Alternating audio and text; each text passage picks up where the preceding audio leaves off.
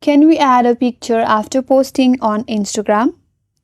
If you're wondering if you can add a picture after posting on Instagram, unfortunately, the Instagram does not allow adding extra pictures to an existing post after it has been published. However, there are some workaround. The only options that you can do is delete and repost.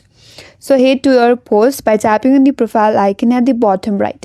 Now from here, select the post and then tap on three dot at the top right, and then from here tap on delete. After you delete, again you can re-upload the post. This time you can include all of the photos that you want. So that is the only way to add a picture after posting on Instagram, since Instagram does not allow you to add pictures to an existing post after you have already published. And that's all for today's video. Hope this video was helpful, and if you're new to our channel, consider subscribing. Thanks for watching and stay tuned for more videos.